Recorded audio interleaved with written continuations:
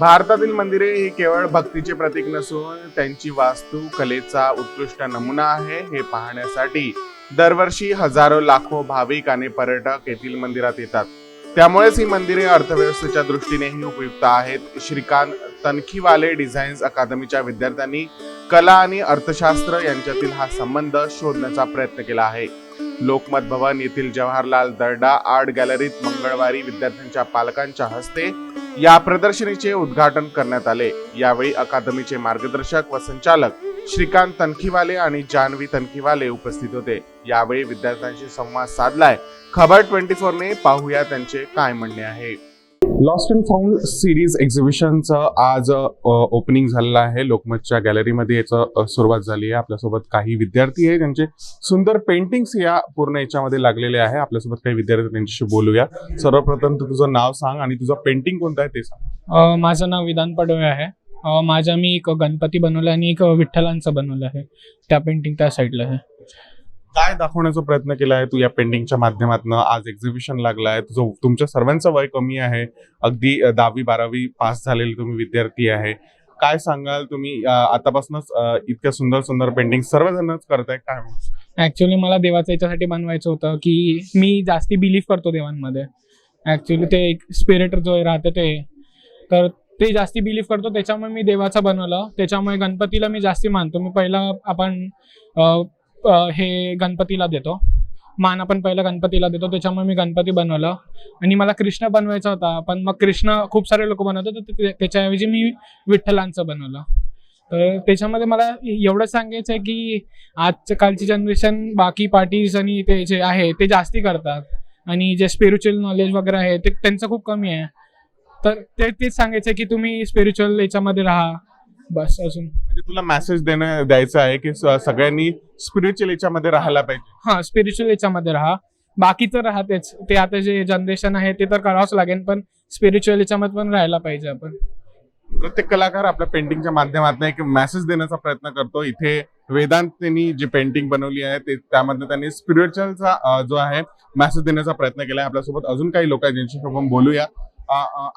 तुम्ही सांगा मला, तुम्ही हे इतक्या कमी वयामध्ये इतक्या सुंदर पेंटिंग्स तुम्ही सर्वांनी बनवल्या, काय सांगाल तुम्ही की कुठनं सुचतं ही आयडिया आणि काय? सगळं इनर क्रिएटिव्हिटीवर असते आणि मेन म्हणजे सगळं काही तुमचं रुचि असते आणि मेरे अंदर तो सब इंटरनली आया एंड प्राकृतिक में friends end sir always innovate करते थे और end this factor always help me in चीज़ों में. मुझे पेंटिंग्स में और ये सब में बहुत इंटरेस्ट जागा एंड बचपन से ही मेरे पापा भी पेंटिंग वगैरह में बहुत इंक्लाइंड थे तो उसकी वजह से मुझ में भी बहुत इंटरेस्ट जागा उस बारे में.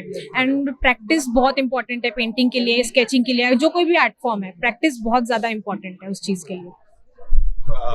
आप भी इसी प्रोफेशन में हो, क्या पेंटिंग्स को प्रोफेशन चुनना चाहिए या फिर और कुछ, या बस बहुत से ऐसे लोग होते हैं जिन्हें लगता है कि पेंटिंग्स पैसे तो मिलते हैं मगर घर के लोग टेंशन देते हैं कि ये प्रोफेशन मत चलो, दूसरा कुछ करो, ऐसा आपको क्या लगता है कि बाय प्रोफेशनल कैसा है? एक्चुअली बात यह है कि पेंटिंग्स को बाय प्रोफेशनल नहीं इतना इम्पोर्टेंस दिया जाता because in India pay scale is low as compare to other countries out there. And artist को हैंड आर्टिस्ट देख लो, कुछ भी आर्ट फॉर्म देख लो, वैल्यू कम रहती है. If you go out and buy something handmade the price will be always low as machine made. So what I feel is जब तक इंडिया में पेंटिंग्स को बूस्ट नहीं मिलेगा लोग profession as a profession painting नहीं चूज करेंगे because पैसे ही नहीं मिल रहे. End for life the means income, like if we need to live we need money. सब बात खत्म. पेंटिंग्स अगर एज यूजुअल हम सब लोग अगर मिलके पेंटिंग्स को ज़्यादा ये दे रहे हैं, बढ़ावा दे रहे हैं एंड इफ़ हम लोग आर्टिस्ट की रिस्पेक्ट कर रहे हैं तो ऑब्वियसली मुझे लगता है जितने भी लोगों में हॉबीज़ है अभी वो शायद अपना पेंटिंग अपना एज अ करियर भी ऑप्ट कर पाए. मैंने आर्किटेक्ट इसलिए चूज़ किया क्योंकि मुझे एज पर्सनल पेंटिंग्स में बहुत इंटरेस्ट है एंड आई ऑलवेज वांटेड कि मैं लाइफ में ऐसा करूँ जिसमें मेरा मन हो, ना कि जो फोर्सफुली मैं करूँ. मेरे को खुश रहना था जो प्रोफेशन से मेरा आर्ट रिलेट हो एंड मैं अपनी कोई भी हॉबी ना छोड़ूं. तो इसीलिए आई opt for architecture end majorly sir, इनकी पेंटिंग्स बहुत ज़्यादा क्रिएटिव है। वो हर एक बात पे इंस्पायर करते हैं कि सर की पेंटिंग, सर के आइडियाज़, सर की पेंटिंग हर एक तरह से यूनिक रहती है। सारे मीडियम्स का mixture end acrylic water paintings, खुद सेल्फ कहीं से उठाया नहीं, कहीं मतलब किसी से ये नहीं लिया। सर का खुद दिमाग इतना बहुत ज़्यादा स्ट्रॉन्ग, और सर हर एक चीज़ में हेल्प करते हैं। सो पेंटिंग, आर्किटेक्चर, वो सब रिलेट करता था, इसीलिए I like chose architecture as my career option. End हाँ, आपका जो क्वेश्चन पूछा था पेंटर्स का जो प्राइस स्केल है, आई थिंक कि सोसाइटी ने रिस्पेक्ट करना चाहिए पेंटर्स को, तभी लोग और पेंटिंग के लिए like as a painter hobby opt करेंगे।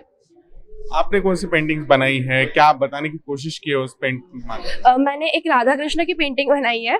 यहाँ पे बहुत लोगों ने बनाई है, पर मेरे पेंटिंग में ऐसा है कि ऊपर एक मून है जहाँ से उसकी लाइट राधा और कृष्ण पे पड़ रही है। एट द सेम टाइम नीचे रेड कलर, पिंक कलर के रोजेस, लोटस है, और उसके साथ मोर है। दिस डिपिक्ट्स की दिन का भी समय चल रहा है, और कृष्ण जी एज यूजुअल अपनी बांसुरी लेके बैठे हैं, और राधा उनके गोदी में उनका गाना सुन रही है। सर्व आर्टिस्टच्या मनामध्ये अतिशय सुंदर कल्पना असतात आणि त्याच मांडण्याचा प्रयत्न ते आपल्या पेंटिंग्स मधनं करत असतात. आपल्यासोबत अजून काही कलाकार आहेत, त्यांच्याशी आपण बोलूया. आपल्यासोबत चातुर्य मोहबे आहे, जिनी आपल्या पेंटिंगच्या माध्यमातून काही सांगायचा प्रयत्न केला है. काय सांगायचा प्रयत्न केला है आपण तिच्याकडून ऐकूया. आपने ये पेंटिंग के माध्यम से क्या बताने की कोशिश की है? एक्चुअली मैं ऑलरेडी बहुत पहले से ही धार्मिक चीज़ों में बहुत इंक्लाइन थी।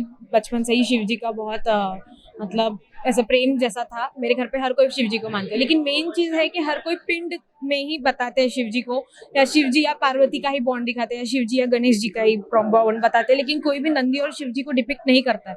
मेन चीज़ है उनकी दोस्ती और उनके बीच में जो प्रेम है, और जैसे वो दोनों एक साथ ही रहते हैं, वो मैंने डिपिक्ट किया है इस पेंटिंग में। और जिस तरह से शिव जी और नंदी एक साथ हर बार रहते हैं और हर बार एक दूसरे को प्रोटेक्ट करते हैं और एक दूसरे का साथ देते हैं, इस पेंटिंग में मेन दोस्ती दिखाई है मैंने, जो यूजुअली नहीं दिखाया जाती है इन दोनों में। यही मेरा बताने का माध्यम था पेंटिंग से। और जिस तरीके से जो मेहनत और जो लगन आप एक पेंटिंग में बताते हो, वो पेंटिंग से दिखनी चाहिए, और जो प्रैक्टिस आप करते हो वही एक मेन रीजन है कोई भी पेंटिंग, अच्छी पेंटिंग बनाने का। मेरी पेंटिंग एक्चुअली बेस्ड आदि शक्ति पे है, आदि शिव जी, आदि पार्वती जी, और उनका नंदी जो उनका वो है साथी, और यहाँ पे शेर जो पार्वती जी का वो है। और जैसा कि बैलेंस, जैसे हाँ, जैसे हर एक चीज़ में बैलेंस होना काफ़ी ज़रूरी होता है। इसी तरह मैं भी अपनी पेंटिंग के द्वारा वही दिखाना चाहता हूँ कि जैसे आदि शक्ति, आदि शिव जी और पार्वती जी मिलके जैसे एक होते हैं, वैसे ही हमें भी बैलेंस बनाना चाहिए। और ऐसे हाँ, आपने इसके पहले भी बहुत सी पेंटिंग्स की है, हाँ, साइड में भी आपकी एक पेंटिंग लगी हाँ, हुई है, वो क्या पेंटिंग और ये किस तरह से आपको सूझा कि ऐसा बनाना चाहिए, या क्या दिखाने की कोशिश की है आपने इस पेंटिंग में? ये मैं एक स्टैचू देखा था मैंने रिसेंटली, शिव जी और पार्वती जी का ही, तो मैं उसी से इंस्पायर्ड होके ये बनाया मैंने। और जैसे मंदिर में जाते शिवलिंग होता है, तो मैं उस शिवलिंग के साथ रिलेट करना चाहता था इस चीज़ को ज़्यादा, ताकि ज़्यादा अच्छी तरीके से समझ में आए कि किसी भी फॉर्म में हो पर आदि शक्ति एक ही है। आपको ये हॉबी कैसे आई? फर्स्ट टाइम आपने कौन सी पेंटिंग की? घर वालों को सपोर्ट है आपको? मैं फर्स्ट टाइम पेंटिंग लगभग 6-7 ग्रेड से चालू किया है मैंने। मैं ज़्यादा यूज टू नहीं हूँ पेंटिंग से, मैं ड्राइंग ज़्यादा करता हूँ, पर इस बार मैंने नया ट्राई करने का सोचा एक्रेलिक पेंट्स के साथ, और लाइक मेरे को काफ़ी अच्छा रिजल्ट दिखा उसका। आप पढ़ाई क्या करते हो? क्या प्रोफेशनल पेंटर्स हो या फिर कैसे? नहीं, मैं अभी 12th पास हुआ रिसेंट में, और प्रोफेशनल पेंटिंग में नहीं करता, पर एज अ हॉबी मेरे को अच्छा लगता है पेंट करना और ड्रॉ करना। ये आपको कहाँ से मिला? क्या आपके फैमिली बैकग्राउंड भी इसी तरह का है? हाँ, मेरी मम्मी काफ़ी आर्टिस्टिक साइड में है, और मेरे पापा भी म्यूजिकल इसमें है थोड़े, तो वहाँ से मेरे को काफ़ी हेल्प हुई ये सब चीज़ों के बारे में देखने के लिए। फ्यूचर में क्या बनना चाहिए? मैं फ्यूचर में आर्किटेक्ट एस्पायर करना चाहता हूँ, और वो भी फील्ड डिज़ाइन से रिलेटेड है, इसलिए मेरे को काफ़ी पसंद है वो। ही पेंटिंग कोल्हापूरची देवी आहे अंबाबाई महालक्ष्मी. याच्यामध्ये मी हे केलं आहे की आपले खूप सारे कलर्स यूज करून तिला रिअलिस्टिक बनवायचा प्रयत्न केला आहे. थोडीशी झाली आहे, पण आता तेवढं चालतं. याच्यामध्ये मी हे म्हणायचा प्रयत्न करत आहे की तुम्ही प्रयत्न तर करा आर्ट करायचं. तुम्हाला स्वतःहून आतमधून ती अशी जिज्ञासा येते की तुमचा हात चालायला लागतो. कुठलेही असो हे आपलं कोणतेही आर्टिस्ट असो, सिंगिंग, डान्सर वगैरे काही पण, तुम्ही प्रयत्न तर करा, तुम्हाला सर्व होईल. तेच मला. तुला ही कल्पना कशी काय सुचली? कुठे हे तुम्ही चित्र बघितलं होतं का आणि त्याला मग पेंटिंगच्या माध्यमातून सजीव करण्याचा प्रयत्न तू केलाय का? मी आताच रिसेंटली जाऊन आली आहे महालक्ष्मीला. तर इथे मी बघितलं खूप सारे अशा आज्या जे असतात, ते लोक असे मस्त छान गजरा लावतात आपल्या केसांना बाहेरून घेऊन. जे आपले त्यांचे हस्बंड असतात ते लावून देतात. ते ऍक्च्युली मी ते नाही काढलं आहे, पण मी जितकं इमॅजिन करू शकली तितकं मी प्रयत्न केला काढायचा. अतिशय सुंदर पेंटिंग्स या सर्व विद्यार्थ्यांनी बनवले आहे. आपण जर पाहिलं या साईडनी तर सर्व जे आहे 10वी किंवा 12वी वर्गात शिकणारे सगळे विद्यार्थी आहे आणि त्यांनी अतिशय सुंदर हे पेंटिंग केले आहे. विविध विचार त्यांनी मांडण्याचा प्रयत्न केला आहे. कुणी अॅक्रेलिक पेंटिंग किंवा मग वॉटर कलर पेंटिंग केलं आहे आणि त्यांच्या डोक्यात सुचणाऱ्या ज्या कल्पना आहेत त्यांनी या पेंटिंगच्या माध्यमातून त्या ज्या आहे कागदावर ड्रॉ केल्या आहेत. त्या सुंदर कल्पना ज्यांनी या विद्यार्थ्यांच्या डोक्यामध्ये टाकल्या त्या जान्हवी मॅडम आणि श्रीकांत सर हे आहेत. यांनी ह्या इन्स्टिट्यूटच्या माध्यमातून या सर्व विद्यार्थ्यांना शिक्षण देण्याचं काम केलं आहे. आपण हे अतिशय सुंदर पेंटिंग्स या विद्यार्थ्यांनी बनवली आहे. आपण त्यांना सुचवलं आहे. कसं काय म्हणजे हे काम आहे आणि विद्यार्थ्यांना आपण मार्गदर्शन करता, काय सांगाल? आम्ही हे जे एक्झिबिशन आहे दरवर्षीच करतो. 3 वर्ष कोविडमुळे थोडं गॅप झाली, पण आता परत कोविड नंतर आम्ही एक्झिबिशन सुरू केलं आहे आणि मुलांना जे आम्ही इथे शिकवतो क्लासेसमध्ये त्याचंच थोडंसं हे इकडे एक्झिबिट करतात. तिथे जे मीडियम असतं त्यात लिमिटेशन्स असतात. एक्झाममध्ये ड्राय मीडियम वापरा किंवा असे लिमिटेशन्स असतात. तिथे सगळे लिमिटेशन्स काढून टाकलेले आहेत. विदाऊट एनी लिमिटेशन्स प्रेझेंटेशन जे करायचं आहे पोरांना, त्यांना जे व्यक्त व्हायचं आहे त्याच्यासाठी त्यांना पूर्ण फ्रीडम देण्यात इथे. आणि त्यांनी एक कन्स्ट्रक्टिव्ह अप्रोच किंवा कॉन्फिडन्स या दोन्ही गोष्टी पोरांमध्ये यायला सुरुवात होते किंवा येतात. आणि कॉन्फिडन्स किंवा कन्स्ट्रक्टिव्ह अप्रोच हा आर्किटेक्चरल कंपोजिशन किंवा पूर्ण करिअर पलीकडे त्यांचं जे काही आहे त्या पॉईंट ऑफ व्ह्यूनी फारच महत्त्वाच्या गोष्टी आहेत. त्यामुळे हा स्टेज किंवा हा प्लॅटफॉर्म उपलब्ध करून देणे हा एक हेतू असतो एक्झिबिशनच्या मागे. आपण आर्किटेक्ट सुद्धा आहात. काय सांगाल की एक आर्किटेक्ट आणि ही कला कशा प्रकारे एकत्र आणून आपण अतिशय सुंदर अजून काहीतरी करू शकतो या क्षेत्रामध्ये? ही जशी सुरुवात आहे, आर्ट आणि आर्किटेक्चरचं कॉम्बिनेशन आहे. बेस आहे आर्किटेक्चरचा सध्या. त्याच्यामुळे इकडनं जे हे म्हणजे मी म्हणू शकते की या बेसला तुम्ही शेप होताय. म्हणजे खूप असे नाईव्ह येतात लोक आणि मग इकडनं तुम्ही शेप होता आणि तुम्ही 5 वर्ष आर्किटेक्चरसाठी इकडनं प्रिपेअर होता. तर हा स्टेज जो आहे या क्षणाला जो यांना स्टेज मिळतोय स्वतःच्या गोष्टी व्यक्त करायचा आणि एक्झिबिट करायचा, हा सध्या फार इम्पॉर्टंट आहे. आणि हा पुढे जाऊन त्यांना कॉन्फिडन्स देईल आणि जे काही त्यांना 5 वर्षात व्यक्त करायचं आहे किंवा पुढे जे काही डिझाईन करायचं आहे ते त्यांना करायला मदत होईल. थोडा कॉन्फिडन्स बिल्टअप होईल आणि हे पुढे जाऊन आर्किटेक्चरमध्ये खूप जास्ती मदत करतं. कारण की प्रत्येक आर्किटेक्टचा बेस हा ड्रॉइंगच असतो. त्याच्यामुळे पुढे जाऊन हे जे आहे हा जर बेस जर चांगला असेल, स्ट्रॉंग असेल खूप, तर खूप जास्ती मदत होते 5 वर्षाच्या. मला किती मदत झाली तुमच्या क्षेत्रामध्ये? मला खूप जास्ती मदत झाली आणि मी पण माझ्या बाबांकडनं शिकली आहे आणि खूप जास्ती मदत होते. पहिले 2-3 वर्ष जेव्हा आपण जस्ट फील्डमध्ये एंटर होतो, स्टुडंट असतो, तेव्हा हाच बेस पकडून जर तुम्ही पुढे जात झाले तर तुमचं 5 वर्षाची आर्किटेक्चरची डिग्री जी आहे ती खूप छान निघते. आणि जर तुमचा बेस स्ट्रॉंग असेल जसं मी म्हटलं तर 5 वर्ष आणि त्याच्या पुढचं पण प्रॅक्टिस खूप चांगल्याने करू शकता. अगदीच अतिशय चांगलं सांगितलं आहे मॅडमनी. मला सांगा श्रीकांत सर, आपल्या समाजातील लोकांचा चित्रकलेकडे पाहण्याचा किंवा एक चित्राकडे पाहण्याचा दृष्टिकोन वेगळा आहे. तो कसा बदलला जाईल आणि मुलं याच्याकडे वळले जातील किंवा हा समज बदलला जाईल, याच्यासाठी तुम्ही काय सांगाल?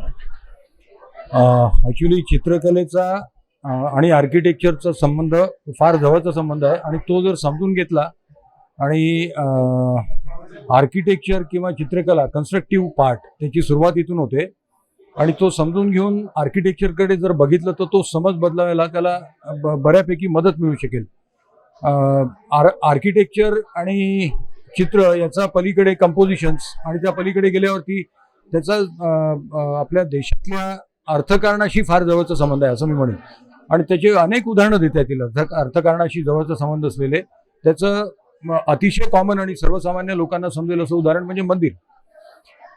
कित्येक टेम्पल्सचं जे टेम्पल आर्किटेक्चर हा फक्त भारतातलाच खूप मोठा, बाकी देशामध्ये टेम्पल्स आहेत पण भारतामध्ये टेम्पल आर्किटेक्चर हा खूप मोठा किंवा खूप जवळून बघता येण्यासारखा, हाताळता येण्यासारखा आणि जिव्हाळ्याचा विषय आहे आपल्या देशामध्ये. कारण आपल्या देशात टेम्पल्स यांची संख्या भरपूर आहे.